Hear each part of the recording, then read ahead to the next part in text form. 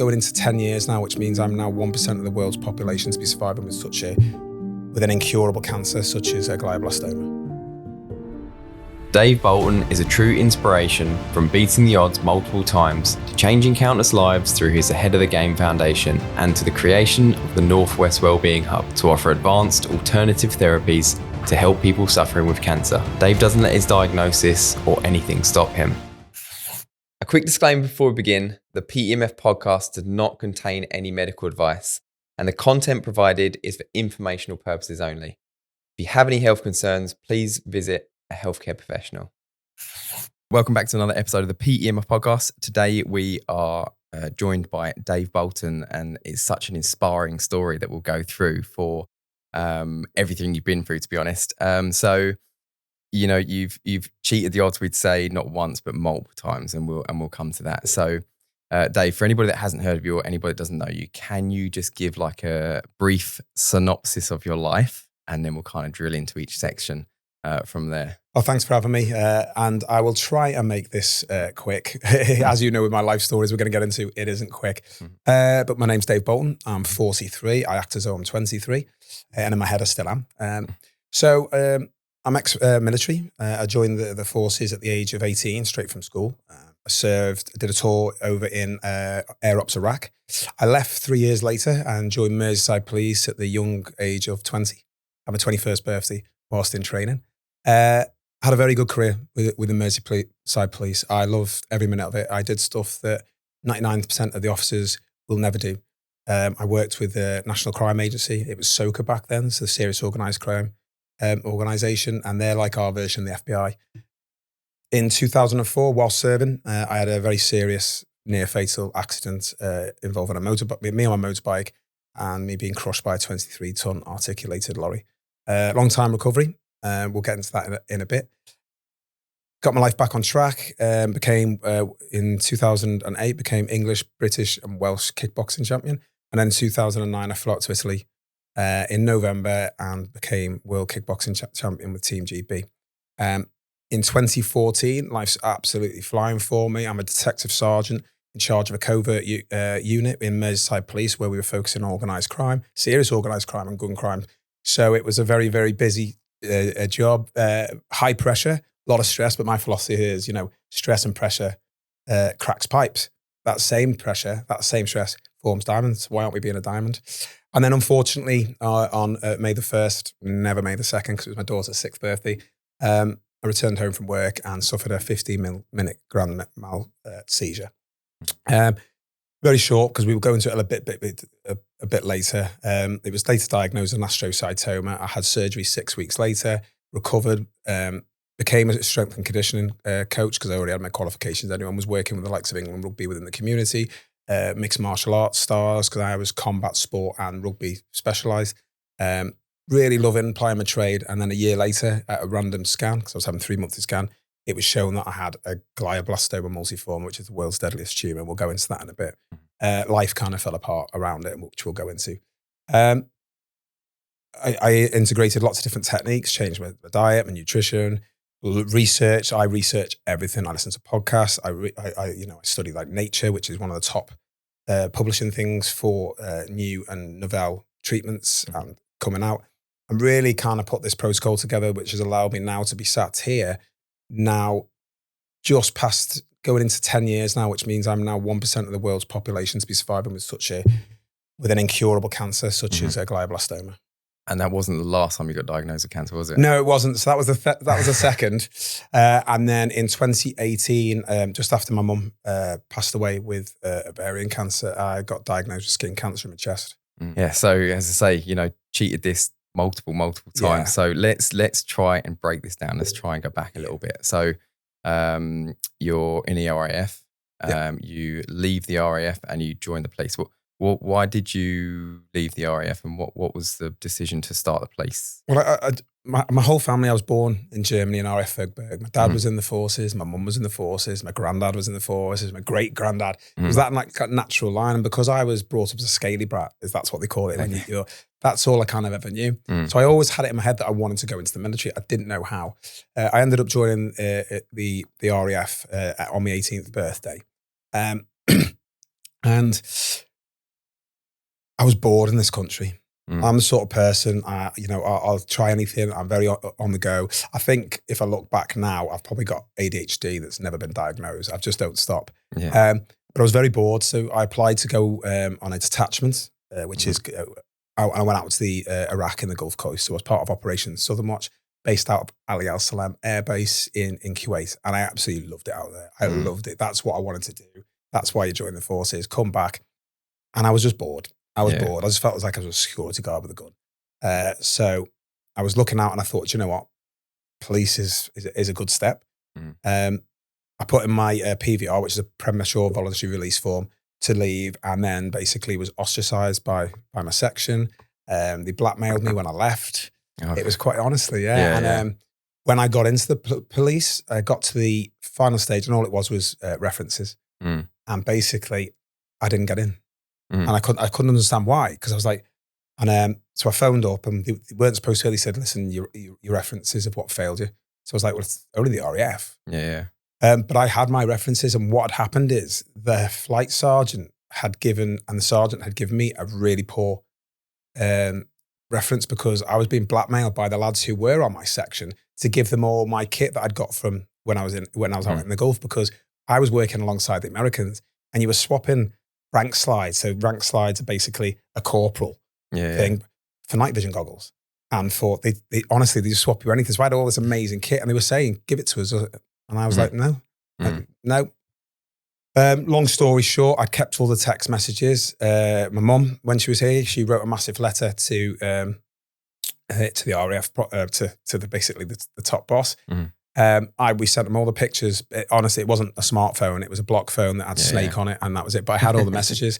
And then I gave my 2 references. Now, my one from Iraq was so glowing, because I get bored easily. I'd set up out there a rec room, which had PlayStations, which had somewhere for everyone to go and just relax. But I also was setting up football matches which hadn't been done before, between the Navy who were coming into base and us. So I was very active. I loved it out there. So I had that glowing one, and my one on my retire said, excellent.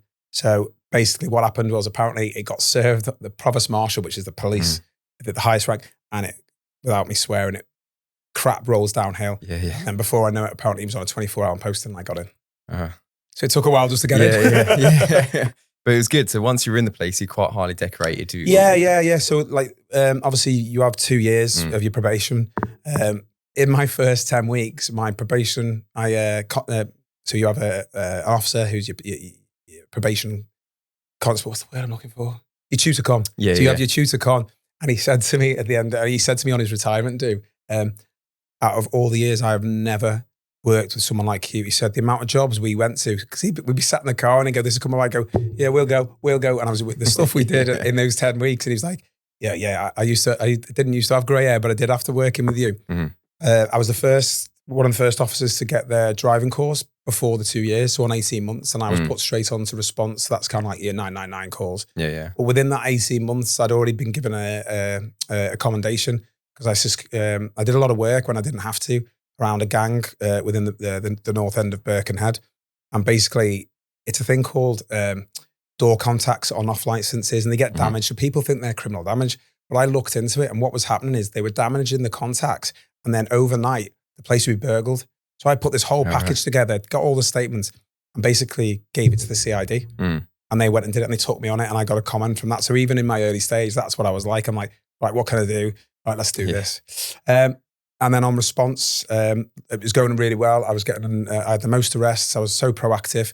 I'd had quite a few different letters of commendation from the area commander, for certain arrests. And then in 2004, in September, everything's going well for me. I just made the Great Britain kickboxing team, because I was that kid in school. He was good at every sport, that annoying one. County rugby, county football. I ran from the ages of 9 to 14 for Wirral, but I also ran England schools. No one beat me on 100 meters. I could run a bend like nothing ever. I read that on your bio. Did you? Honestly, no one could beat me on it. There's times when we'd be virtually last, and I'd get it, and I put us into second. And we had a really good anchor man who took us home. That was me. Sport had been my whole life. So I was, I think I was English champion, or won the ISK North or something. And I've been with my girl, so it'll sound like sometimes I'm cheating because I get mixed up, but I'm not. I've been with my girlfriend since I was 15. Okay. So, that childhood sweetheart, it does happen. Yeah. So we just moved into a flat, our first property together, 22, 23. I'm 23, she's 22. And we just found out she was pregnant with our first. Obviously a mistake at that age, but a good mistake. Yeah. So it's Wednesday. I ride motorbikes. As I say, I'm a adrenaline junkie. I do all sorts. And it's a Wednesday and I get a message off my mate, Russ, who I was working with. He was my partner in the police at that time. And he goes, do you want to go for a ride into Wales today? And we've done it loads. Wales is amazing. So I said, you know what? It's Wednesday. The weather conditions are great. It's not going to be busy. Let's do it. Yeah. So we go into Wales. To cut a very long story short, we stop at the Pond Ross and then we're heading down towards Bala. And there's for those who don't know, there's the notorious road called the Horseshoe Pass. So Russ is about 100 feet in front of me. And as he goes around the corner, it's a sharp left-hand corner. So you come down off the power. So you're virtually just gliding. As you lean into the corner, you come back on the power to hug the road. Yeah. Unfortunately for me, when I've come on the power, there's been diesel and gravel on the road. Now, that kicked the back wheel out. One thing you should never do on a corner is brake. But my natural reaction, that autonomous reaction, was to jab that brake, and it sat the bike upright and took me onto the side of the road. Usually, that would have been all right. But unfortunately for me, I'd say about 20 foot away was a 23-ton articulated lorry. When they say time stands still, trust me, it does. I had a conversation with myself that felt like 10 minutes, decide on what to do. Should I go on the power? No, because I'll go straight over into the barrier. Have I got time to shift left and go on? No, I thought, okay, just jump from the bike then. That happened in a split second. Shifted all my weight onto the left-hand side and threw myself off the bike onto my back. I started to slide across I remember the whole thing. I started to slide across onto the left-hand side of the road. And fortunately or unfortunately, it all depends on how you view life, I went under the back wheel of the cab and the back two wheels of the Arctic as well. I knew it was bad because I watched my left leg. I didn't know how bad it was, but I watched my left leg completely snap upwards, and when it stopped, lied at the wrong angle. So a right angle the wrong way. I knew it was bad, but I didn't know how bad. I could see bits of blood. My first thought was, don't panic.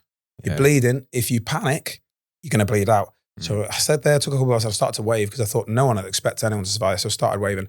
And I'm a massive believer in fate. And throughout my story with everything, you'll see how it comes in. The woman behind me, I didn't know at the time, was an off-duty paramedic. Oh, wow. Now, if she hadn't been there, I didn't realize that I completely severed my femoral artery. I dislocated my knee, which had been torn off the lower part of my leg, and it was just being held on by a couple of veins. It was the whole entire of my lower leg has been degloved, so there's no skin at all, and I'd lost 3/4 of my calf. My right leg was completely shattered. I broke my kneecap into 6 places, and basically I was likely to prove at the scene. Yeah. So I read the article about that, and I was going to read out the gruesome details, but luckily you've informed us. No, it was pretty graphic, but I think it's good that I had leathers on as well. I think it's good that I couldn't see that because I might have probably panicked more, but I had no pain. The body's an amazing thing, whether I was in shock or whether it's the body's natural defense kicking out in Bolton and all these things to counteract. Luckily, I had no pain because I think if I did, I wouldn't be as calm. I was laughing and joking with the paramedics when they turned up. Honestly, he turns up. It felt like a lifetime, and like Russ had come back, and he was like with me, and he was in a bit of shock. The woman was helping me. I was talking to her, and then the ambulance turned up, and they came down. They had a little discussion. I could see it was serious the way they changed. So he goes, "I'm just going to move your legs. Give me gas and air, and you hear the crunch." And they put it into place, and then he goes, "I'm going to cut your boot off." And I said, "You're joking?" So they cost me 450 quid. And he went, "Well, they're like 100, it's like 225 quid now." And I went, "I'll bill you." It's like, but I still had that because I didn't have that pain. And then the next thing, it was like, right, I had to get an air ambulance in for me because I wouldn't have made hospital if I'd have gone on the conventional route. But I don't think I've said this many times, but as I was about to leave, I said to Russ, "Can you get her number for me?" And he goes, "Dave, you've got a girlfriend?" And I looked at him and went, "Yeah, to say thank you." When I come up, I said, "Yeah, I'm lying here, legs over here, nearly dying. I'm going to try and pick her up." We had a laugh about it a long time after. But the air ambulance came and I got loaded in. And I just remember the onboard doctor saying, you all right? And I said, I've had better days. And he says, have you ever been in a helicopter before? I said, no, which is weird because I used to RAF Shawbury was a tri-service based helicopter training. And I worked there and I lived there for like 18 months. He says, pretty extreme way to get in one. I said, I'm in one though now, aren't I? And he's, I'm just going to give you some for the pain. I said, I'm not in any pain. He goes, I think you're in shock. And then this veil fell over and I was placed in an induced coma for 7 days. I was airlifted to Glenclwyd Hospital where I had a 12-hour life-saving operation. I was later told that I was 30 seconds away from dying. They were putting blood in and it was coming out. Yeah. Now, as I say, when I do talks, when I do stuff like that, I always believe, imagine if that helicopter was on a different call. Imagine if the pilot had gone to use the phone, I wouldn't be here today. So everything kind of with the off-duty paramedic, everything kind of was there for me on that day to allow me to be here. So I had that 12-hour life operation, which involved my leg being put into a full cast with my right patella had been broken into 6 places. So it had to be X-wired. And then in my left leg, because it wasn't being held on by anything, I had to have 6 external pins into my femur and into my tibula as well, so the big bone. And I was in a coma, as I say, for about a week. And they tried to bring me round on day 6 or 7, but apparently I was in too much pain. I don't remember this part at all. But on day 7, they brought me round. And and it's not like in the movies where they sit up and have a conversation. The first thing I know, I'm being held down because I've been intubated. So I've got a tube in my mouth, and sometimes the first natural reaction is to remove an obstruction which is in the mouth. And I didn't even know where it was. So they took a while, and eventually they took it out, and they were like, breathe.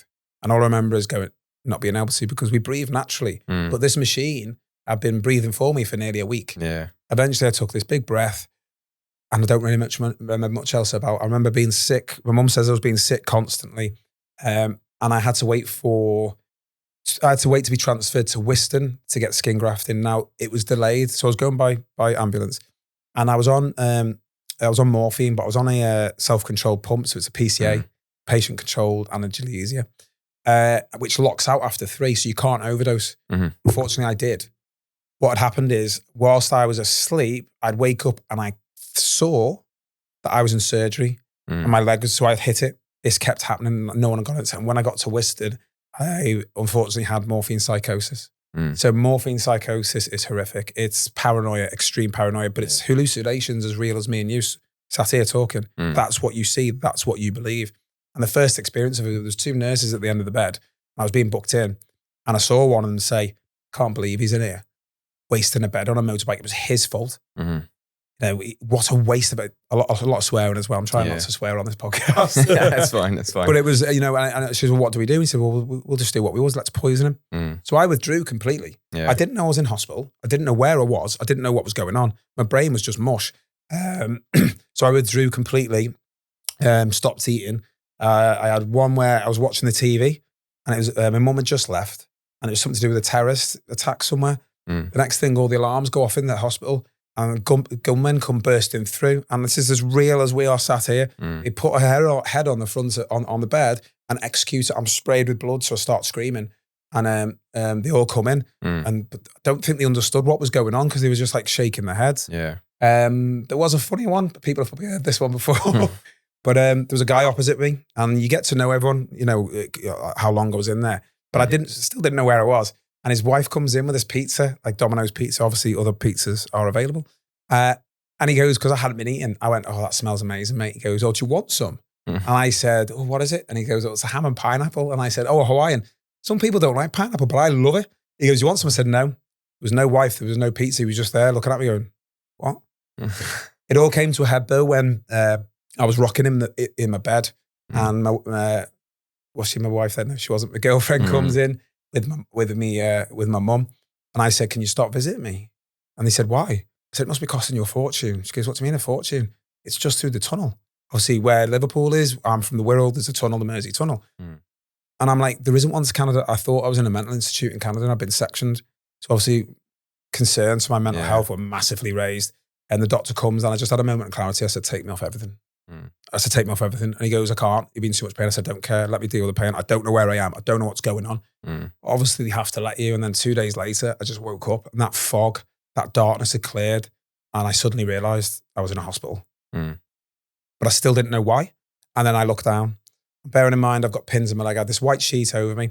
So it's now like a tent with all my leg's still got no skin. So although it's all fully bandaged up, it's leaking. So there's blood all over my sheets.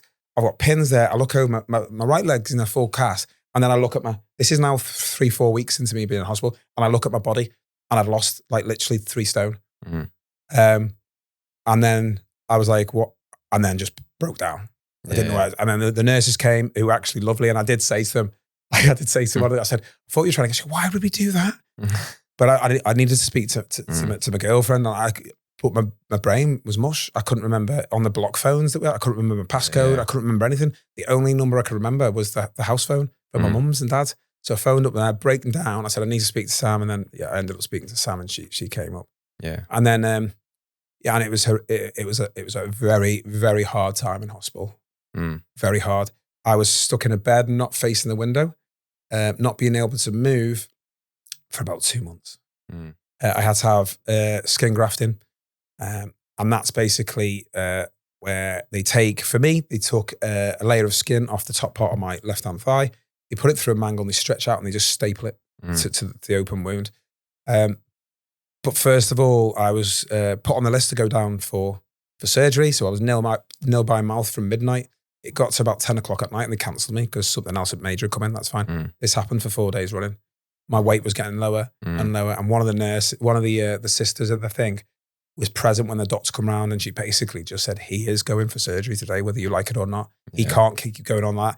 And they said, yeah. And as he went, she turned around and went, the doctor's thinking about, they run this place, but it's us. And I went down for surgery. So I had 4 skin grafts. Now, skin grafts don't take all the time. Very lucky mine took every single time.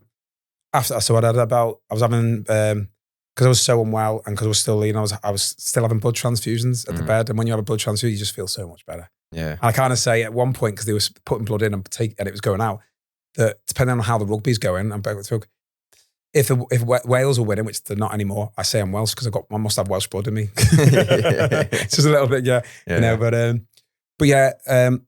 I got told, obviously I got told you were 30 seconds away, but they were also going to amputate my leg below the knee.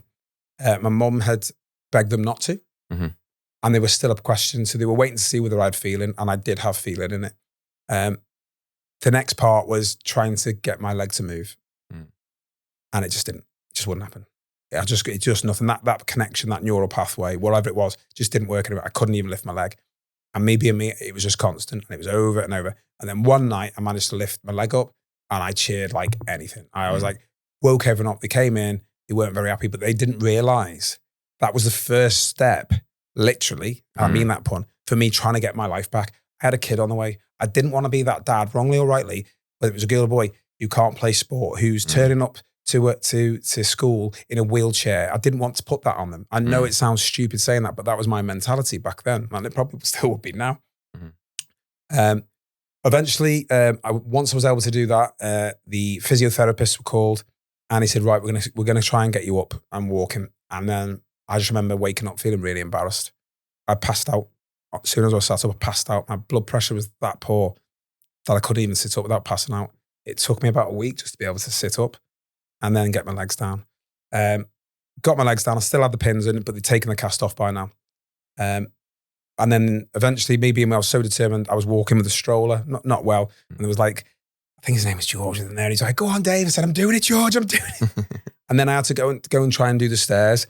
My leg was completely locked out. It was difficult, but my goal was to get out of there. And I thought that what would happen was that I would make the stairs. I'd be transported or transferred to Arrow Park Hospital where the pins would be removed. I'd have my ligaments reattached in my legs. I didn't have any medials, ACLs, anything. I couldn't have been further from the truth. So I was discharged about 3-4 months. But one thing I do want to say is there was a nurse there, I can't remember what her name, and she just took pity on me. Really did, because I was just sat there. I had visitors I never saw outside. So she uncoupled my bed, which was huge. I was in this specialist bed, and she just wheeled me to a fire exit, and she said, "I'm going to leave you here for half an hour." And she just opened up, it was sunny. Like literally tears were coming down. I was feeling that fresh air and seeing the sunlight, which I hadn't seen. I just wanted to say that. I wish I could remember her name. But that meant everything. That gave me another boost for still being in there. Got to Arrow Park Hospital where they took the pins out. at my bedside. I thought I would go to surgery, but now the doctors came over. But because no one had seen this before, everyone was in the room. Nurses, doctors, junior doctors. There was just I was sat here going, you're doing it now. But where in my thigh, I could see it was infected. There was green pus coming out. Yeah. So I was like, okay. I was thinking, why am I having any painkillers? Okay, trust him. And is number two started to got like a not a spanner, but like, and he turned it and there was a crunch and I screamed and I nearly passed out. I was biting his thing and he went, have you had any pain meds yet? I said, no. And he went mental. So then the guy went I was on it. Again, I wasn't allowed morphine because of the psychosis side thing, but I had something else and I was just out of it. It was great. And he went to do it again and he went, I think he's been through a knot. He was tightening it. And I remember saying, do you not get taught lefty loosey or righty tighty at doctor school? So he does that. That gets taken out. I thought, right, here we go. But unfortunately for me, my leg had been straight for so long that scar tissue had grown into the joint. Now scar tissue is like stretching leather. It hardly happens. I had 2 manipulations whilst under anaesthetics. That's where they take you down to surgery. They put nerve blockers in and they basically just crank as much pressure as you can to break through that. On the second one, I woke up and I knew it hadn't worked. I only had like 15-degree flexion in my knee. And he just went, Dr. Sarn went, I'm so sorry. If we'd have put an ounce more pressure on it, we'd have snapped your femur into about 4 places. We can't do it. So I paid to go and see a private specialist in Wigan, one of the top orthopedic surgeons. And he said, I feel for you, but you're always going to, there's no way you're not going to walk without a stroller, which I've been told, or that's it. At one point, he was saying I was never going to walk again. So that was a big hurdle. But I was like, I can't. He says, the only way you're going to get that sort of lifestyle and walk without that is if we amputate your leg below the knee to give you the best chance of prosthetic. But me being me, refused, came out, obviously cried. And just I worked with the NHS physios for 4 months and got an extra 4 degrees. Yeah. So I did it myself. Brutal as well. I would be on the floor and on a chair with my girlfriend. I'll just call her my wife from now on for everyone. She was my wife. She wasn't there. Putting weights on it. But we had to remember that an ounce would have snapped it. So I'd be sat there for 2.5 hours, 3 hours in absolute agony, tears rolling down. But I just knew this is what I need to do to try and get some sort of that quality of life back, to have that freedom to play with my kids, to do sports with them, And sport's been my whole life. I wanted to get back into it. And it slowly started to get better. When I'd stand up, I'd collapse because the pain was that much. I'd do stuff with belts and also it was proper barbaric what I did to myself. But as you can see, I got to 95%. I was back in work within 8 months, but I'm very, very, because I was told that I'll never go on to half pay. But after 6 months, I was dropped straight onto half pay. So I went back, but I had an amazing boss who worked with me, who followed me, shall we say, all through my career. It was a guy called Cliff Barr, and he said, listen, you're going to come and work with me. So he'd pick me up, he'd take me in, we'd log onto the computer, we'd have a cup of tea, we'd do a little bit, and then he'd drop me back off. So it was a phased return, even to the point where I was told that they were going to pension me off. And I was like, no. And he went to bat for me, shall we say. Even to the point where when you're in the police, you've got to do certain things. So one's PSP training. So that's kind of like your self-defense, your handcuffing. But usually what happens when you go there, you do get idiots, so you right together. Yeah. He didn't have to. He came with me. He was my partner. And then when he did right training, he came and did that with me. And I successfully passed it all. And then I think 14 months later, I was back on patrol with the Merseyside Police with my leg. And what was good was the new chief com back then, Hugan Howell, I think his name it was at the time. He came onto our section, so I was back on patrol in Birkenhead. And that night there was a foot chase, and he was chasing him. And I overtook him, rugby tackled him, and he actually put it out into orders across things. Said it was amazing to be on patrol on that night. And I said, and just a big shout out to Constable Bolton, who has just defied life changing injuries to come back and make arrests. So what's your excuse? And then I was given the Tom Rice Award as well, for services to the police for coming back from a critical injury. Yeah. And then just kept on. My reputation kept getting better, but I really wanted to get back into, I say I was good at all sports, but combat sport is what I loved. It's what channeled my energy when I was younger. I always remember my mum saying to me that when I was younger, the teachers took her to one side and said, your son's got a gift. He really has. But you're going to have to be careful. He's got to go one or two ways with that. So I got pushed into sport. So that's what I loved. It's what keeps my mental health in check. I've done it my whole life. So I went back to my kickboxing gym. I've done it all, Brazilian Jiu-Jitsu, Muay Thai. But what I was really good at was the kickboxing. And he said, yeah, why don't you train the kids? So I was training the kids. And then there was a guy who was having a fight. I ended up jumping in with him for like 6 rounds. And I just, by the way, changing the way I thought, and I thought I was still actually really good. Mm. And then he came to us and he said, I think you should start fighting again. So I had to face that fear of getting knocked out, getting humiliated, stepping back into the ring, which I'd never done. I in a ring, I never lost a fight. So I was like, oh, okay. But, if we don't take that risk and we don't face that fear, then you achieve nothing in life. So I did, and I won quite a few first fights. And then my first kind of main one was in Leeds. I think it was for the ISKA North, where on the way to the ring, I had death threats. That if you're going to win, if you win, and I won on a split decision, and I celebrated. I still hadn't lost that cocky bit. Yeah. And then I won from the opposing team. What's that? The opposing team was. Yeah, well, it wasn't. It's that world though. There's firms in boxing and stuff and all that. So, but it's just one of them. And then I became Welsh Open Series titles. That's where it's a bit like, you imagine Karate Kid, and they have mats everywhere. It's like that because you can't physically fit that many. Yeah, I did that. Became, I think I had 6 fights, and then became Welsh champion. Then I won the British title, and then I got the phone call, and that was from the Great Britain team. And for me, this was like putting the universe back right again. I had that opportunity in 2004 to fly to Germany. It was taken away from me through no fault of my own. And I just want to say I crashed at 23 miles an hour. Mm-hmm. There was no speed involved whatsoever. Because I was just saying an adrenaline junkie, but no, it wasn't. My mum and dad got told at the time, you need to be prepared for the backlash from this. A police officer, if it's high speed, they went back, said, no, it's like there's no skid marks. It is what it is. And that's where I lose my chain of thought. So coming back to, you got the call, but just talk about your police career quickly. This was your first real shave with death. I'm assuming that was your first. You've had quite a lot. We'll go on to those, but you probably. Just have a look at my tattoo. It's got all the times I've died and everything.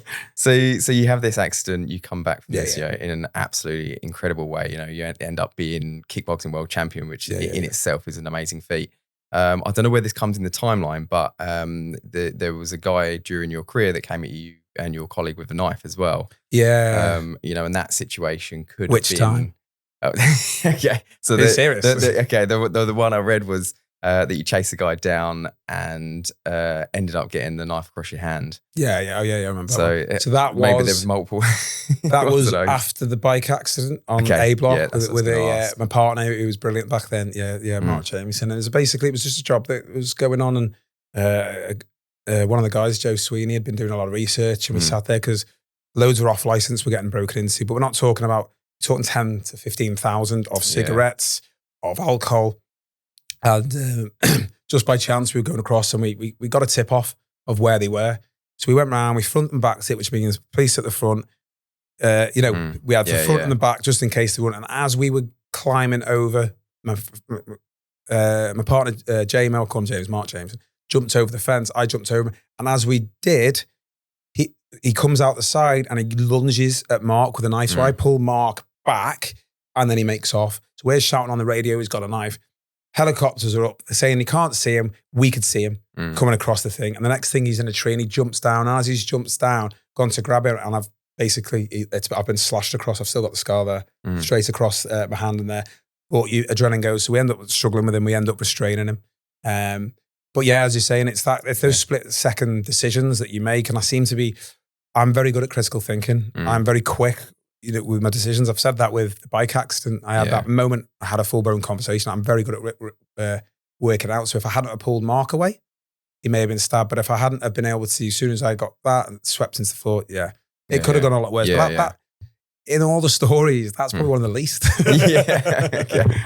So this is well before the North West Wellbeing Hub, which we'll come to, and we'll talk way to this. Before. We'll talk to about that. So, but to get through your accident and everything, I'm assuming you weren't looking at alternative health and that. Then it was more. What was that? Sheer grit, determination. Because the internet wasn't. It was, but it wasn't like what it is now. You didn't have that access. The mobile phones weren't smartphones, so you didn't have that instant let me research what this is. It wasn't. It was either books or. And for me, it was just like, I'm going to get through it. It's my sheer determination and grit and my relentless belief that I will succeed. And that's what's carried me through my whole life. So it's going good in the police. Oh Everything yeah, seems smashing to be it. absolutely Headhunted, life yeah. is cruising, and then obviously you get the call. Yeah. So Yeah, basically. So as I said before, I've been headhunted. I've been promoted. I'd only spent 3 months as a sergeant in Prescott when I was selected. I went through an interview process and I was selected to be the detective sergeant. So I became a detective, did the courses for that, and headed up within Merseyside, the KSOCs, the Nosy Serious Organised Crime Agency. It was just unbelievable. It took a lot for me to want to do it, to go from being, I was very much putting the doors in, what I did, I loved that. So for me to be able to take myself away from that and sit in an office, I could still get out and about, but be invisible. I didn't know if it was me, but no, it was, Getting the call from, I used a team called the NST, which is the Neighbourhood Support Team, because I came from a very tactical team where we had access to everything. And if there's a problem within the area, we were sent in and dealt with it. As I said, the NCA loved us because we got the job done. Yeah. Some of the jobs we did with them were incredible. Taking out a lorry on the M56 that had 40 kilograms of heroin in. I've had a fight on the live lane of the M53 with a guy who had a kilogram of cocaine down his pants. I've sat in vans for nearly 6 hours in a removal van waiting for the cut. I can't go into the ins and outs of this, but there was 12 kilograms of heroin were shipped via a fireplace. So we had to wait. And then we got called to go in there. We were in a car park where £1 million drop-off happened. And we were involved in that. This is the stuff we were doing. It was just incredible. So I was in that. So I used the NST because they weren't being used and they loved it. But getting a phone call to say, Sarge, we've just hit this house. We've recovered 4 firearms, a load of crack cocaine and a ton of money was exactly the same for me as being there because I put the work in. I was in charge of all covert operations in that area, all the intelligence, all the warrants that get them done went through me. I just loved it. It's that high pressure situation. But with that and how I am, I was never at home. I would leave. I had to be on 8. It turned me into a day job. Supposed to be, an 8-4 Monday to Friday. But me being me, I would be in at, say, 6:30. So I'd leave home at 6. So I didn't even see my kids properly. I kissed them on the head. Like my daughter was 5. My lad was 8. And then I'd be in work and I'd get home at 10. I'd get home at 11. I was never off on time. Yeah. And a lot of the time I didn't pay myself overtime. I was just loved it. I wanted to get my head around everything before my staff come in, and then I'd brief them. And it's May the 1st, and I'm praying in the morning. And I just said, listen, it's my daughter's birthday tomorrow. I have to get off on time today, really, because I am going to be in early tomorrow, but I am going to finish early tomorrow. So we need to get everything boxed today. And but also what I was the single point of contact for our neighbouring forces. So basically for GMP, for Headloo, for Cheshire, for the Lancs, if any of our nominals, and I'm saying stuff the polite way now, any of our nominals are active in their area, I'd be notified. And unfortunately, they were a lot. And on that day, true to form, that's what happened. So mid-afternoon, we get a call and there's been a burglary where a firearm has been discharged. Luckily, it didn't hit anyone, but it's still a critical incident. And it was a critical incident. So I was trying to get on the phone to the assistant chief constable to get the authority for our firearms unit to be able to pull over the vehicle and use lethal force. So it's not like in America where you can just shoot and hopefully get away. You've got to have these in process. The vehicle was lost, but we knew with cameras and everything, it hadn't come back onto our area. And one of the girls, Jo, says, Sarge, I've dealt with this before. Get yourself off. And she had. She said, oh, cheers, Jo. Right, I'll see you in the morning. Leave a handover note. If there's anything I need to do, let me know. So I get home. It's about 10 o'clock. I've not really eaten that day, and I wolf some cereal down and I go to bed. I then wake up at 11:30 with paramedics in my bedroom. I unfortunately suffered a 15-minute grand mal nocturnal seizure, but I think they call it a clonic-tonic seizure now, if I'm going to be correct. And my first reaction was to try and kick the paramedics out my room. I woke up and I was groggy. I didn't really know what was going on. And my wife, who's a nurse, who's usually sat next to me, is on my right-hand side. And she's going, Dave, I wouldn't phone the ambulance. You weren't breathing. You've had a seizure. I'm like, no, I'm fine. Do you know what? Whatever. And I was like, excuse lads, can you get out of my house, please? He said, Dave, we'll go in a minute. They were brilliant. They've obviously dealt with this before. So he said, so what's your name? I said, Dave. He goes, okay. Where'd you work? I said, I'm in the police. He says, where? Oh my God, I don't know. What's your surname? Don't know. Where'd you live? Don't know. What's your date of birth? And I suddenly realised there's something not right. And then I noticed blood on my pillow and I bit in the back corner of my tongue off. And then I noticed searing pain and I completely dislocated my shoulder as well. I was rushed to Arrow Park Hospital into resus, where they thought I had meningitis because I was littered in spots, covered in spots. But my wife, being a nurse, just sat there and went, if you were at that stage, you'd be in a coma now. So we were convinced it wasn't me being me. I was trying to discharge myself out of hospital. I wanted to because it was my daughter's birthday. I still hadn't grasped I'd had a 15-minute seizure. Now, I believe I'm quite lucky because a 5-minute seizure starves the brain from oxygen. Yeah. To go for 15 minutes and stop breathing and have no side effects, I think I'm quite lucky. But after being there all day, and then I kind of knew something wasn't right. I'd been like, I'd had bloods, I'd had the urine taken, everything. I went for a CT scan, and then I got sent down for a CT scan again with the dye. Okay. And then I'm sat there, I'm supposed to be in quarantine, but my whole family's come round, and we've, the daughter's there and we're singing happy birthday. I can't remember, this is what I got told. We're singing happy birthday, and then consultant came in and she was a bit shocked, and she goes, oh, we've got some news. I knew it was bad, and I cleared the room with just me and Sam. She sat there and she goes, we're not a specialist hospital, but unfortunately there is a large mass in the front hemisphere, but in the glioma region. We've liaised with Bolton, and we believe it's a glioma brain tumour. I'm sorry. And then there was just nothing. In my head, it's like, is this real? Nah, because it doesn't happen to me. Yeah. It doesn't happen to us. It happens on movies, on TV shows, other people. It doesn't happen to me. And I just remember being sat there going, no, this isn't real. And it was just this numbness. And then I looked at my wife, who starts crying, and then the reality kicked in, and the waterworks came on, and the fear came on. I was kept in overnight, and then I was discharged. He said, we don't need to discharge you. So we don't need to keep you in. So I was put on dexamethasone steroids, and then tablets to counteract the steroids, tablets to counteract those, and I was put on an anti-seizure called Keppra. And I went home, but it was a bank holiday weekend. Worst weekend ever. Yeah. I had to kind of sit there with no plan. What made it worse was there was a guy in the police, and we were working the Everton. I'm a Red, by the way. I'm not going to go on to Everton at the moment. But we're working the Everton-Tottenham game. And obviously me being a Red, and I was in charge of the serial. So a serial is basically a riot unit, should we say, for people who don't know. It's a PSU, public order unit. So you'd have 1 and 6 or 1 and 8. So I had 8, but they can be from anyone, from anywhere. It's just people who want overtime. And I knew one of the guys, Rich, and he was like, he's a blue, I'm a red, bit of banter. A couple of weeks later, he suffered a stroke. He had a brain tumour, and he passed away 3 months later. So that's what I thought was going to happen to me. That's all my own knowledge of it. Yeah. And so I spent for waiting to go to it was horrific, trying to live life normal with that hanging over you. And I always said it was like being on death row. Yeah.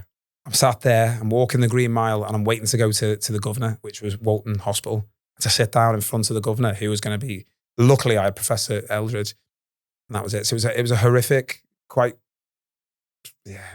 it's hard to put into words how that time took so slowly. So we're trying to take a mind off, acting as though everything was normal, not really telling the kids what was going on because we didn't really know. And then we went on the Tuesday, and I explained this to him, and I said, I'm looking for, that lifeline, that reprieve. And he goes, no, that there is. So I was told it was, it looked like it was a low grade tumor. It was it was over the size of a tennis ball. It was massive, but it was a white mass. And they said, well, yeah, we'll sort it. And then I was sent away with no plan. And to have something growing in your head and no plan, how hard it is, it's brutal. And I hadn't got a clue what was going on. And it was just, and I wasn't sleeping. My wife was on the phone every day, every single day chasing him. And eventually her persistence paid off, and we got a date 6 weeks, but it was the worst 6 weeks of my life. I wasn't sleeping. When I go to bed, all I thought was, and it's when you're busy and in the day, you're fine. It's when you're alone at night in your bed, when you're alone with your own thoughts. And I called it my prison because I started blogging. I wanted to put it out there to people to show them what the reality is. And I'd be lying there and I'd be like, you're going to die. I'm not even asked about that, to be honest. Or you're going to leave your wife a widow. There's going to be debt. You're not going to walk your daughter down the aisle. You're not going to see your son get married. You're not going to be part of their lives. And it was just that swirled. So instead of sitting there and letting that metastasize and just keep me awake, I'd get up and do one or two things. I'd go downstairs and I'd do DIY. At that time, I wasn't great at DIY, but Sam would come down, I'd have a door off, he'd be painting it. I even managed to I did wallpaper, a feature wall, but I put the wallpaper vertically across. Looked really good. Or I'd go for a run. Now, I wasn't allowed to do sport. I wasn't allowed to be out on my own. Bear in mind, I'd had a 15-minute seizure, but I just I needed a place to just let everything go. Wrongly or rightly, I didn't want my kids to see me being weak. I didn't want to put that on my wife neither, because my wife was a carer. She was a researcher. She had to look after the kids. There was so much that was on her plate that I didn't want to put that on. I know it sounds stupid now looking back, because that's what you should be doing. So I went on a run, and for the first mile, I'd just be crying my eyes out. Literally just let it all go. And I know I've said this a few times, but honestly, it's the truth. I used to run past, I was a lot bigger then as well. I used to run past dog walkers, and with no context whatsoever, they've got this 12.5 stone bloke running, crying their eyes off, saying, why me? I'm sure they must have thought, listen, mate, you don't like running. Why are you doing it? Because that's without the context. And then the second mile, they're like, right, get yourself sorted. Third mile, yeah, I'm back in the zone now. And that's what I did. And then my wife never knew. And then one morning, she goes, why are you having a shower? I said, just been dead hot and sweaty. She goes, well, next time, pick your running stuff up off the floor. I was like, she wasn't happy, but I explained why I was doing it. And and then went in for surgery, got booked into Bolton. And I like being put to sleep. Honestly, I've had that many operations with my legs, but also through my fight career. I've had pins in my thumbs. I've had like surgery on my hands. I like being put to sleep. It's weird. Not this time. The night before, Professor Eldridge, who was, he's still alive, but he's retired, was the best neurosurgeon in the country at the time. He wrote the guidelines for NICE, so the guidelines, the protocols, everything. So I was very lucky to have them. But with that, he was very much like, if you've seen The Big Bang Theory, Sheldon, on the spectrum. But he's an amazing guy. I wouldn't want to, but he had no personal skills. So I always had Anna Crofton. So he comes to me the night before with his anaesthetist. He goes, yeah, there's a high chance that you may not make this due to where it is, but you potentially have bleed on the brains, infections, aneurysms, strokes, but also where yours is where your higher level of thinking is. He said, but also where your personality is. So if you make this, you may come back as someone different and you won't even know. Right, I'll see you in the morning. Okay, so I didn't sleep that night. Obviously, I was terrified. I wrote letters to my wife and my kids, a couple to the kids and to my wife, and one to my sister and my mum. And yeah, I'll never tell anyone what was in them. Didn't sleep. Got wheeled down to surgery, tears down my eyes. Was in the actual main hospital a bit where they take you in and prep you for surgery. And there was I've had surgery. I've never seen anything like it. Obviously, it's brain surgery. There's going to be more. There was 3 of everyone. And this anaesthetist leans over me and looks me up and down and says, do you think he needs, I don't know what it is. The other one looks me up and down and goes, I think he'll make it. And then the other one goes, you all right? You've gone grey. I said, why don't you put me to sleep instead of having this conversation over me? And then they put me to sleep. I needn't have worried. I was up speaking after 3 hours. I was discharged within 3 days. I got my life back on track. As I said earlier, I'd taken retirement from the police and I was a strength and conditioning coach, loving life. And we're in the strength and conditioning world. It's not what you know, it's who you know, and it really is. Through my rugby, through my kickboxing, I amassed a really good network. So I was very fortunate and ended up working with like England rugby within the community. I did all my badges to be a coach. I was working with up and coming boxers, but a couple of UFC fighters who I was looking after work with, and I was just loving life, loving life. And I was on 3 monthly scans at that time. because I was told I had 5 years to live with an astrocytoma. It's literally, and a cruel fate. I lost my driving license for a year. If you have a seizure, it's a year. I got a letter saying that it was going to be reissued. The day I went for a scan, and when I walked in, my heart sank because Professor Eldridge was there. And usually it's Anna Crofton. Anna Crofton's my neuronurse. She's now the associate director of the whole oncology. She's one of my very good friends. And she's also an ambassador for Head of the Game Foundations, which we'll talk about later. Yeah. So, and my heart sank. And she turned and screamed round, and there's a black walnut-sized mass on the midline of my brain, so it's straddling both hemisphere. And I just start shouting at them. I'm not doing chemo, I'm not doing radio, and I was proper aggressive. But I don't think it was at them.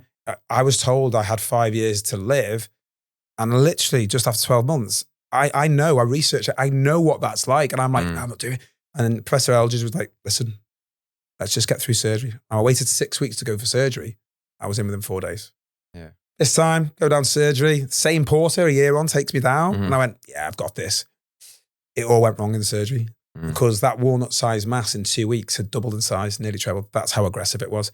So I think the surgery, was double. I'd be guessing, I think it was like 8, 9, 10 hours, where the first one was 4. With that came a lot of complications. So I spent a couple of nights in a high dependency unit and then a further 14 days in hospital. Whilst I was in hospital, Anna Crofton came to see us and she goes, we've got the results. So when you have cancer, a piece of your tumour gets taken away, gets sent for analysis, histology, pathology. So we go into this room and I've got a really good relationship with Anna. You know, I've been seeing her through all the time and she had tears in her eyes. So I put my hand on her leg and go, it's glioblastoma multiforme. I've got 12 hours to live. Whatever you say is a bonus, isn't it? She says, yeah. She goes, do you want to know what the timeline is in that? And I went, yeah, because I want to know everything. I said, is it the usual? So the usual, what they say is without treatment, 3 months, with 12 to 18. But because of my how aggressive mine was, and it was an ADH1 wild type, it was 6 months with treatment, 6 to 8. So I went away. I kind of thought, I've got a decision to make. Do I want to spend the next 6 to 8 months going through brutal treatments today, or do I want to spend the next 3 months living the best life I can, making memories of my kids? And I went away and I slipped into depression. Yeah, I've never done it before, but it was a very dark place at the time. And I was sat on the couch and I was just waiting to die. I'd given up on life. I didn't care. I don't have fear. I don't fear death. You know, it's natural, but I just didn't care. And I was eating and I was eating. And I was eating, I was getting fatter. It's the only time I've had medical steroids. You just eat and you eat and you eat. And my wife, we talked about it not so long ago, and she says, I just wanted to kick some sort of life back into that fight that I knew you had. And she goes, we're going for a run. And I just laughed in her face. I'm not going for a run. Not a chance. But sport's been your whole life. Yeah, it was my life. I'm going to die. So why would I go on this run? But as we know, women are always right. Sometimes you need to pick your battles, and this wasn't one I was going to win. So we go on this run, and I say it's 5K. It probably wasn't even that. It was horrific. Like, for someone who was so fit, been an elite athlete, trained the whole life, I was horrific. I thought I was going to have a heart attack. I'd stopped about 5 times. Thought I was going to be sick. I had such a stitch. And Sam beat me, which never happened. So I knew there was something seriously wrong there. But that night, I slept just a little bit better. And I felt just a tiny little better. Now it's 3 o'clock, and I call this my watershed moment. If Sam hadn't have got me on this run, this wouldn't have happened, and I wouldn't be here today. I was sat at 3 o'clock in the morning, crying my eyes out. Literally head in hands, absolutely in floods. And I just suddenly went, what are you doing? You said you were going to come away and live the best 3 months you can. You've sat here for 2 weeks and had a pity party about the cards, life dealt you. I thought, right. And I thought, I didn't think I was going to survive. I said, so 6 to 8 months is the average. I've never been average at anything. So there must be people that go before, but there must be people who get to 18 months is what they say, which is the maximum anyone come. So I thought, right. So I called it Terry the Terminator, because a glioblastoma in the medical world is known as the Terminator. Like Arnie, I'll be back. Dreadful, won't do that again. But it always comes back. It's relentless. No one survives it. And I put myself in a camp. And what I did was I got my diet right, nutrition, supplementation, alternative therapies, mindfulness, exercise, the full works, and accepted the conventional treatments. And that's what I did. Yeah. So in terms of the cancer and everything like that, what this was doing to your mental health, and I think that's what you're helping people with now. Oh, 100%, yeah. Is getting through that, because I imagine, even interviewing you today, you can see the raw emotion coming back from you when you get, I can only imagine you're taking yourself back to that moment. Yeah, you got to. So, but I like to talk about mental health, especially with men, because there seems to be a taboo, a stigma. And I only had this conversation the other day with someone I was online with. I help people all over the country, all over the world. And he was supporting his wife. And I was asking who he had to speak to. And he's like, I don't like to. But I was like, why is there a stigma for men to open up about the feeling, a taboo? It's not a sign of weakness. It's a sign of strength. And when I found out, I started talking about it quite publicly. I found I was in part of quite a big club. And as I said, it's a sign of strength, not weakness. It's important that you talk. But if you don't talk and you bottle it up, that's a negative emotion you're storing, which produces cortisol, which is stress. And that's got nowhere to come out, and it will come out at the worst possible time. So it's important that you unload that problem. And again, it's a sign of strength. I don't think we go into mental health, but it is important. And one of the people that I think you wanted to talk about during this is Tom from The Wanted. So obviously I went through treatments. It was brutal. Everyone's different. So, and I just want to say the stats with mine was 17% of people, 25% of people will get to a year. 17% will get to 2 years. To get to 5 years is 5% of the world population. I've just crossed 9 going into 10, so that's 2%. In next year, I'll be 1% of the world's population to be surviving. I've been in this world for 10 years. It's 9.5 years with a glioblastoma. So I'm 2 years going into 1% of the world's population, which people say, oh, it's amazing. It is, but I would rather be in a group of 98% of people. And when I met Tom, he'd just been diagnosed. And one of the things that we said together was we were going to change the way that brain tumors are thought of, researched, and also treated. And we became like brothers. We called each other every night. We were in the Houses of Commons together, debating and lobbying for the underfunding of brain tumors. And also, I won't go into it too much, but brain tumors were promised 60 million in 2015, and only 4 million had been delivered in 2020. So we were there for that. He'd phone me at 2:00 in the morning of falling off a ledge, and I'd talk him off it. And we became so close. I got to know his family, Kelsey and his kids. And, I was helping him with rehab. We were like so close with each other. And then he passed away. And I'd started a Head of Game Foundation. I'd only just started it. And I decided I'm not doing it anymore. I can't do this. It crushed me. His death absolutely floored me. It broke me completely. And we went down for the funeral down in Bromley. And at the wake, I went to speak to his brother because I'd not met his brother. And I said, my name's Dave. He goes, I know exactly who you are. The day he met you was the day his life changed. And us as a family, whether you believe it or not, think you gave him another 12 to 14 months. I was like, and on the way home, my wife Sam goes, that's why you do it. You can't save everyone. But what you can do, you can improve their quality of life. And you can also extend it. And that's how I operate, and that's how I can compartmentalize stuff when I'm doing what I do. So I left being a strength and conditioning coach. I fell out of love with it.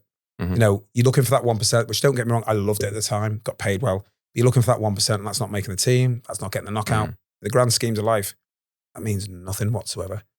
So I retrained as a cancer rehabilitation specialist, put me through qualifications so I can work alongside doctors, oncologists, and physios to work with you'll never catch me say patient, with people. We have feelings. I've spoke about this on global symposiums in the House of Commons, that we are people, we have feelings, we should be treated rightly. And where was I going? I'll go back to it more. No, we actually interviewed another cancer specialist on the PEMF podcast, and he talks about he calls his the people that he works with his guests. So he has and that's Dr. Henning Sauper, which is one of our other PEMF podcasts. So it's a nice little thing that you just dropped in there. That, but we're not patients with people, but also when people work with me, they're not clients, they're not members, they're family. And you're always told, certainly in the show, that you shouldn't become friends with them. But if I don't know everything that's going on in their life, what's going on with their family, what's the external stresses, what have they gone, I can't make the best judgments for them. So you do become friends, you do become family. But with that, it's the most rewarding thing you can ever do. But it's also one of the hardest at times, as I said with Tom. But so you are part of this 1% at the moment. What makes you? How did you get there? And can you is there something you can do? Get other people in that, give them a better chance again. I truly believe that there is not one thing that will reverse someone's cancer, because mine's incurable. So I have to live every single day knowing that it could be growing now. But I know I'll be here in 20, 30 years time, but I am realistic. I know my next scan result in my next scan in December, I could be back to square one. But I have that relentless belief in myself and that positivity. And I think that is key. One of the key things is to be positive and have that positive belief. Because a single negative thought can be so destructive, both the conscious but the subconscious. And it's scientifically proven with them that your cells listen to you. So it's about that positivity, and that's one of the big things. But I don't think there is one going to ever be one magic cure. I think it's a multitude of approaches. So for me, it's positivity. And I hate saying that to people when they've just been diagnosed. But the quicker you can go through that process of, first of all, cancer's 1 and 2. And it's like what I went through. You suddenly go, oh my God, cry. Why me? When it's 1 and 2. Then you get to the anger stage. Why not the rapists? Why not the paedophiles? Why not the murderers? Why not the scum of this earth? Why me? I've not done anything bad. And then you've got to get to that acceptance. And it's 1 and 2, and then you've got to get hit. The quicker you can get positive and want to fight, the better it is, because it's true. If you give up, you will go within your time. Within, I guarantee, you see it in hospitals. My wife's a nurse, and I've seen it myself. She says, people come to visit their nan or whatever. They tell them to go. They go and they pass away there. It happened to me. My nan was really ill. And the first time I got her to hospital, and the second time she lived next to my dad, and we were in there, and she went, can you just leave? I said, no, I'll stay with you. She goes, no, just put my TV on. I want you to leave and come back in 20 minutes. So I went, came out, she passed away. So there is that relentless belief. If you believe you're going to go, you will go within that time. So positivity is massively key. And then for me, it's about addressing the system.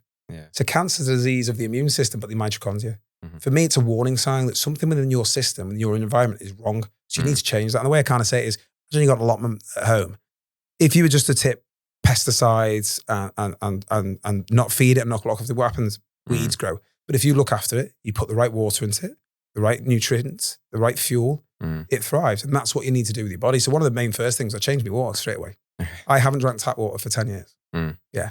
So that's the first thing I did. I filtered it. But the amount of chlorine, especially in the Northwest, is outrageous. And then it's looking at everything else. Then I looked at nutrition. And then, it's been all over the place. Yeah. I've got a bit on that many. So then you set up the North West Wellbeing Hub. Yeah, so what happened was the reason why I kind of set up ahead of the game was after about 4 or 5 years, and I also worked a lot. If anyone gets diagnosed in the celebrity world of brain tumor, I get tagged in everything. And I think the reason for this is when I got told you got a glioblastoma, it's don't look on, especially with yours, don't look on Google. Yeah. But you did. And it was death, and there was just death, and there was just nothing. And I had no light. I took myself off all the brain tumor support groups because it was just so-and-so died. You had to stay positive, as I was saying before. And then I came across a woman in America called Cheryl Proyles. She'd been living with it for 9 years. That was my hope. That was my chink of light. So I contacted her. We went backwards and forwards. And unfortunately, she passed away in November last year, but I think she'd lived with it for 23 years. That was incredible. Yeah. I think that's now, I hate saying it, I think I've become that now because I get messages from all over the world. But what I wanted to do, certainly after 5 years, was to say to people and show that there is another way, there's another option, but most of all, there's hope. And that you've got to stand back up and take control of your own situation, to accept your diagnosis, but never accept your prognosis. They go off the average. And I'm saying, they don't go off exercise, alternative therapies, complementary therapies, supplementation, fitness, mindfulness, none of that. It's the average person. Yeah. So you've got a number of different modalities at the North West Wellbeing Hub, but talk to us about PEMF. So when did you first hear about PEMF and how did that happen? I think the natural, I'm sorry to take it off that, and I know I'm running over, but no, it's cool. How the North West Wellbeing Hub came is that I had a small gym, and it was small, and that was it. No real room. I had one room. Now, I was looking at stuff for myself and stuff that the NHS don't provide. And I tried hyperbaric oxygen therapy in a centre in North Wales with a girl called Sarah Sharda with Henshaws. Now, she spoke to Henshaws. They loved my story, and they actually donated one for free. And I was trained in America by Dr. Zayad, like literally everything. It was amazing. And I put myself in it, and we opened it up. It went massive. And I saw there was a need for it. We had a infrared sauna, which we got through Henshaws in the same room. And then we brought in photobiomodulation, red light, all in the same room. But when one person was using that, it didn't work. So I took a gamble and I moved to this 3-story facility. It is massive. And I started the North West Wellbeing Hub, and it's a place for people to come in. It has been a lot about people recovering from cancer, but I think prevention is better than a cure. So we're now promoting it to the general public for health. And then I like to research new novel ways, new novel treatments. I want to be ahead of everything. I want to get ahead of myself, ahead of the game for myself, because what's happened with me is now I'm nearly 10 years past it. Yay me. I'm actually suffering the very damaging effects of radiotherapy in my brain. So what I have is what's called small ischemic changes throughout the whole hemisphere of my brain. And that means blood vessels are died at accelerated rate. I'm now at massively, massively high risk of the onset of early Alzheimer's and dementia. But I'm not going to sit around and wait for that to happen. So I put everything in place. So I'm always researching. And then I came across pulse electric magnetic field therapy. And I will not talk about anything, and I will not have anything unless I have researched it to death, and I know, and I've looked at medical back studies. That's what I'm like. And I was looking for a really good PEMF, and people were like, well, you can get them on Amazon for like 60 quid, or you can get grounding mats. But I know grounding mats just go off the energy of the earth. They don't have any healing effect whatsoever. Yeah, they ground you. So I was looking, and I came across the accelerator, and I saw that it won awards, and I just loved the fact that it had 2 modalities for it. You did, as I said to you before, I use the mat as my, being in the military, as a general service weapon. So it targets the whole body. You know, it puts that torus magnetic field around you. But then I also say, but the controller, which I loved, is then your sniper rifle. So if you've got any conditions, for me at the moment, is my right shoulder. I'm waiting for surgery. I put it on there, and that does that. And so I introduced that, and it's thriving. It really is. So what I did was I double stacked it with infrared lights. We call it energy and light. Yeah. And so basically with the red light, which kind of, that helps you on a cellular level. So it kind of boosts the power pack of the cell, which is the mitochondria. It releases nitric oxide, mitochondria, which allows you to take up more ATP, but it's amazing for all sorts, wound healing, skin, acne. Now you double stack that with the PEMF, you're suddenly getting the recharge of your body. As I say, what I like to say is when people go, how, without going into the science and stuff, talk about deep field and coin rolls where your platelets are like stacked as coin rolls. I kind of like to say, just imagine your phone, it's virtually on empty and it needs charging. You put yourself on an induction charger to charge up. That's exactly what it does with your body. It charges the cells that are stuck together. It puts the electrons back into them, which allows you to the upregulation of nutrients. It gets rid of that swamp, because that's what technically your blood's like. You're in constant inflammation. And with all these like coin rolls, it's a swamp. It fires them out. It puts the electrons back in, and you get a better upregulation of minerals, vitamins, super critical antioxidants can be released, and the inflammation goes. I just love it. And what I love about it is you can use it over and over again. And just said before we go on, I've now started taking it into the hyperbaric oxygen chamber and just hitting 20 minutes every time. No, exactly. So it's good. And it's good to know that you're using it in conjunction. So you're using it with the red light therapy. And I use it. Yeah. I've not put it out there to be used, but maybe I might put it as part of another package. Yeah. So you're using it personally at the moment? I use it all the time. Yeah.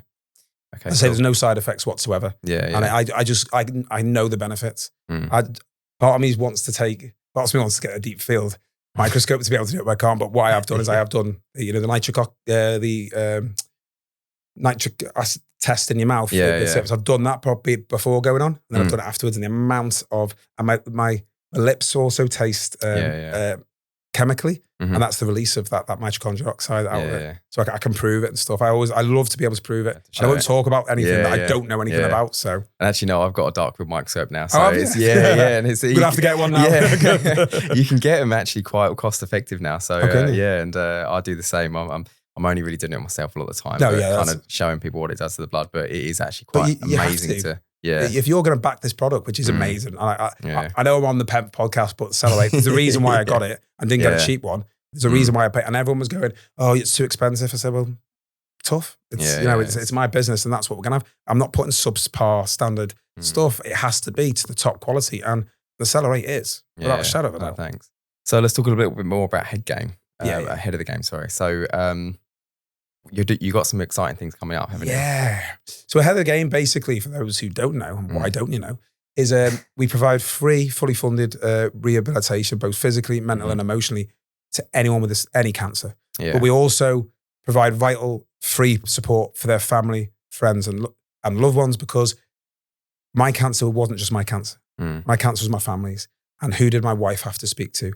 And as I was saying before, that the partners soon become, there's a loss of earnings. They become researchers, fundraisers, doctors, carers.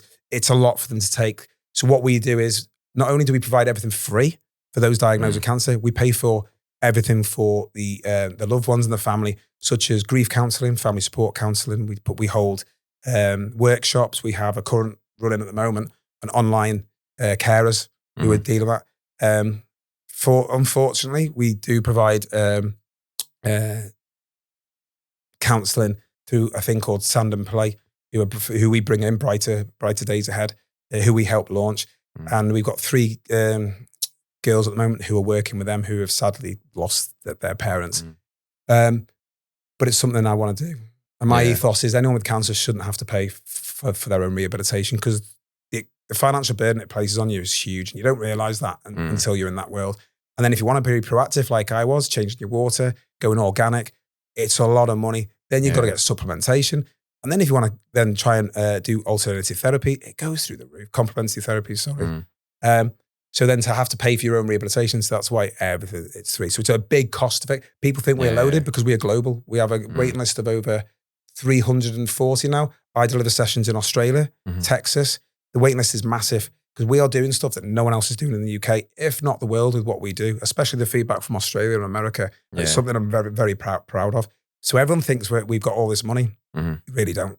we are constant fundraisers. Me, the real ones behind it is me and my number 2, Debbie Kruger. So I'm the face of it. I'm out there, and she's the power horse behind me. And we are constantly fundraising. I have to keep looking at the bank balances, and we rely heavily on donations. We're not government funded. We rely heavily on donations from the public and events that we're doing. And I think we've got quite a good reputation now because we don't waste any money. Every penny goes to those within our communities and nationwide who are suffering and struggling with cancer. When people raise money for us, what we kind of do is we say, where would you like to go? And there's a girl, and I said I'd make her famous. I don't even know her. A girl called Libby Wood did a skydive for us, raised 1,400 quid. So what we did is we put that and we paid to have videos made for mindfulness course for those which sit on our private website for when you join the course and you're on the waiting list. And the feedback from having that. So she knew it was out there. It was on all the posts that she'd funded this, and the feedback for that has been amazing. And we don't send out books that cost 90 quid. You download everything for free off our website. Everything goes to it. So yeah, it's a full-time job, and it's a lot. But I love it. I love giving people the quality of life back. Yeah. No, I imagine it's an amazing feeling. Some of the I could tell you quite a few. Yeah. Some of the successes we've had are incredible. Yeah. No, and exactly. We're both in the health game, and it's an amazing, situation when someone comes and writes to you and says, products that we do is changing people's lives, and what you're doing and just helping people mentally is amazing. If you could just give us maybe a couple of success stories that you've accumulated on your time during this journey. Wow. Where to even begin? There are a lot. I think there's a couple that stand out. The first one was my first real success. There was a girl called Dawn Perkins, and she was actually, I won the National Lottery Award last year. I'll just drop that one in.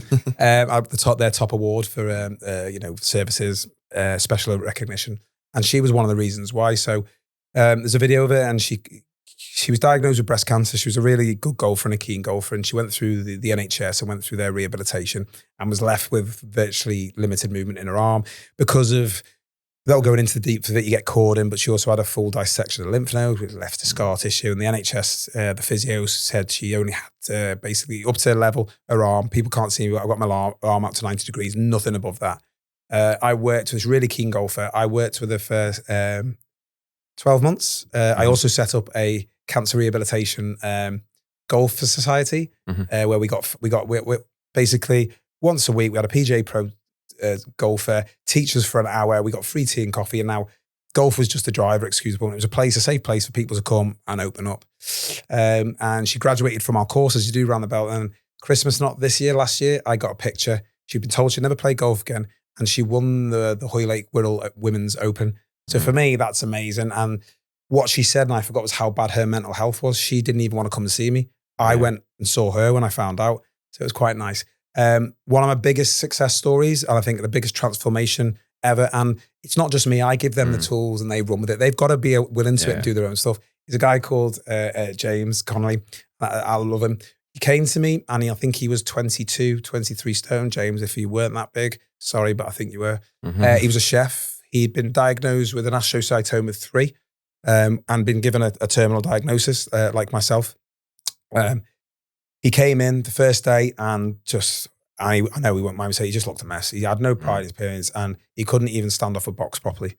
So we worked on with him that. He started doing the hyperbaric oxygen chamber. He's been doing red light. He's been using PEMF. We're now 2.5 years in. He's about 16.5 stone. He now runs marathons and half marathons for us. And that's after being told that there's not a lot for you. Go away and get your affairs in order. So to help him through that, but he's ran with it, shall we say, and I, that's not a pun. He's truly took on what I've said, and he always says it all started with standing off a box. Yeah. Because for me, when people come in, and whether you're an Olympic athlete, whether you're Joe Blogs or you got some of the cancer, you have to earn the right to lift weights. You've got to get this foundation right, and he didn't have it. So to see him now, the shape he is, and he is potentially going to be volunteering for us now because he's a chef. We're about to open our health food cafe within the facility. So I think he's going to be a chef. And then another one, and this is a great, a girl called Bianca Pereira. I met her 2.5, nearly 3 years ago, mental health on the floor. And this is what I kind of do. I'm kind of the person that people come to, and I take on their problems and I get them going again, using my story, saying, listen, I don't have a magic mutation of gene. I'm just relentless in my belief, and this is what I do. Yeah. And she had bowel cancer, but she'd successfully recovered from bowel cancer. and she had a stoma called PUI. Mhm. But she was told that she'll never be able to have that removed because it metastasized into her liver. So she worked with us. We got it. We got a diet right, exercise, nutrition, because exercise inhibits cancer growth by up to 60%. Whereas chemo and radio in certain cancer can be 2 to 3. So it makes sense that you should be exercising along treatment. We had her in the hyperbaric oxygen chamber. We had her using red light. Unfortunately, she's only just started using PEMF now. But her oncologist said, "What are you doing?" And she says, "Why?" She goes, "Your liver is clearing up faster than everything." And that's what it does. It does the hyperbaric oxygen chamber by its nature. I won't go into it because I'll be here all day. It helps regenerate the liver. I know it does anyway. And they said, "Keep doing it." So she did. And then she got a call and she had it reversed, which was amazing for her because she thought she never would do. And then the next thing they were like, they're going, what are you doing? Your scar's healed, unreal. And then it's also that wound healing with PEMF, with hyperbaric oxygen. The wound healing is incredible. And then she gets a call from Lee's at Jimmy's and she goes, "I've got to go and see this consultant. I'm really terrified." I said, "Consultant isn't going to look at your scans and bring you up there and give you bad news. You're already there." So I got up there and he went, "For your type of cancer in your liver, that you can't have a liver transplant, but there are stuff going on in this world that you don't know about. So potentially you will." And then she was put on the list for a transplant, but she had to get herself fit enough. She had to lose weight. She had to get her mind. And we used everything at our disposal. And she got the call and she was the first person in the UK to have that type of liver transplant. And she's that relentless that she's now started back training with us again and using all the therapies as well. They're just 3 ones out of a million. I could go into depth in each of them, especially James, but they're just 3 things that what we're doing is what I love to do is see people who've been written off like myself, who are against all odds, overcome it and succeed and then and thrive from their situation. Because when you are with us, you don't survive with cancer, you thrive from it. You're climbing Kilimanjaro, I believe. That'll be fun. So on the 30th of September, I'm leading a team of 8. And we're flying out to Kilimanjaro, where I've named it Summit Against All Odds because 20 years ago I was told I wouldn't walk again. It's the 20th anniversary. We just passed it, to be honest. Oh no, we're coming up to it. Wow, thought we're just coming up to it. So I shouldn't even be attempted. But then it's 10 years since I shouldn't be here. So 1, I shouldn't be stood at the foot of it, and 2, I shouldn't even be able to walk it. So it is going to be a challenge, but it's something I can't wait. And again, this is raising money for life-changing equipment that's going to really help change the quality of lives for those who are going through cancer at the moment. So if you want to donate, please do. We'll leave the links at the we'll give you the links as well because we are looking. Look, I'm sponsored by North Face personally, which is great. But we are looking for other corporate sponsors as well to kind of pay for the trip. At the moment, we're going to take a bit of a loss, unfortunately, but it is what it is because what I also want to do is raise the awareness of brain tumours at a new height, and that new height is the 4th highest summitable mountain in the world. One of the 7 sisters is Kilimanjaro, 5,895 meters. To raise awareness of that, but I also want to use it to show other people what can truly be achieved. It's not just a personal hike. It's a hike to show people that whether you're written off, whether you're told you can't do something, if you believe in yourself and you have that relentless belief and you're dedicated and you're willing to sacrifice everything, you can achieve everything. And this is the culmination of what I've been through to get to there. So it's for ahead of the game. It's to raise awareness, but it's also for everyone else who's out there, who's been written off, who's been told they can't do something. Question it, challenge it, be relentless in what you do, and you'll achieve it. Well, thank you so much for coming. No, my pleasure. I know your trip down was a bit of a nightmare from Liverpool down to London. So thank you so much. No, it's a pleasure being here. A pleasure meeting you as well. So thanks again for listening to another episode of the PEMF podcast. If you can follow whatever you're listening on, and we'll leave some links below this episode so that hopefully you can donate, but also any questions you want to leave, just leave them, and either myself or Dave will get back to you. So thanks again. No, thank you. And thanks for everyone.